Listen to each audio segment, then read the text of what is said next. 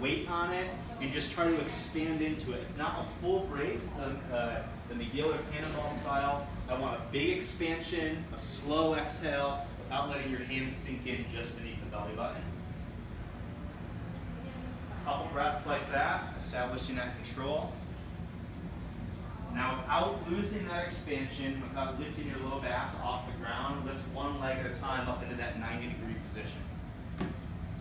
Full control now. No drawing in, no clenching, no arching of the back off the ground. And alternate those legs back down one at a time. Spend a couple alternations feeling that.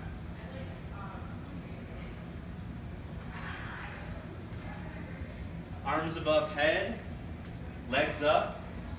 Keep the core control you started with and start working on reaching the arms above head. Start to open up that shoulder mobility in different angles, snow angels, whatever it is, but you maintain the core stability the whole time.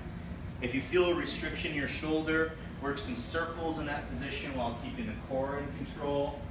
Slowly set one leg at a time, back down and back up while you work on your shoulder range of motion.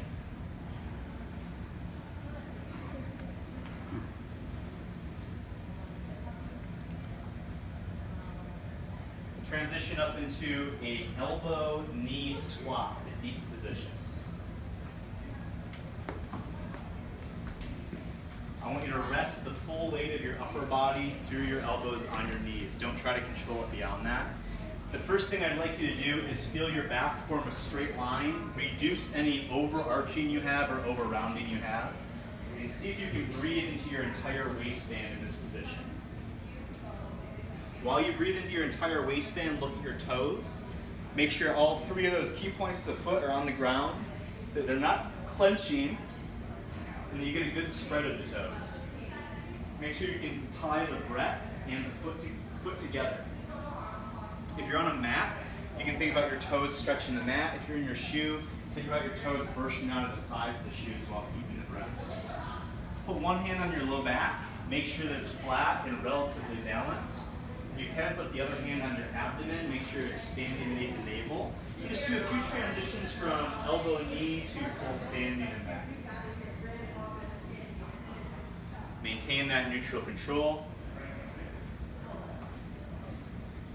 When you get into the top position, dig your thumbs into the side of those erector spinae muscles. Squeeze your hands in laterally, like this. Make sure you can expand in every direction of the abdomen. Go into a half squat while expanding and work some rotations, keeping the toes spread and the spine neutral. Don't lose that pressure. When you feel good with this, take one arm off and do some motions above the head while you rotate, tying in that rotational stability. Spreading the toes, keeping the expansion nice and low. Now take this into your most challenging lift and see if you can break down your most challenging lift into three components where you find neutral. So if that's the overhead squat, start wherever the bar is, find neutral, get into the top position, see if you can find it, get into the squat position, see if you can find it. So break your most challenging lift into three positions and see if you can find your core and your foot in those positions. There you go.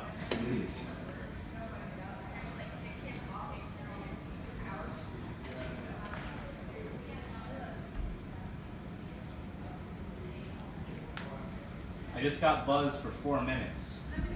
So I'll let you finish out this minute, but that's what you can do in 4 minutes for, it's quite a bit, right? So it's, finish this up in the next 30 seconds going through your challenging movement. Now my goal, how many of you do some general mobility work before your workout session? A lot of you? Good. Here's like the hidden secret of this. Did you do like foam rolling, lacrosse ball mobility, or stretching? Stretching and left hand up, foam roller, lacrosse ball, right hand up. Both hands, okay. So a little bit of both, right? This is my challenge for you. Tomorrow when you lift, or today, whatever area you usually foam roll or lacrosse ball, check your mobility there. And instead of doing the lacrosse ball warm up, do this exercise and then recheck the control there. Usually what we see in our athletes is if you get a proper warm up with control neutral, some of those tensions melt away without having to jam the ball into it and go around that. So it will either speed up your warm up or eliminate the need to kind of jam and stretch those muscles that way. That's pretty cool. That's time saving, right? So that's my challenge for you. Try this before you jam, stretch, and mash those muscles, okay? Cool. Well, let's close with any Q&A you have.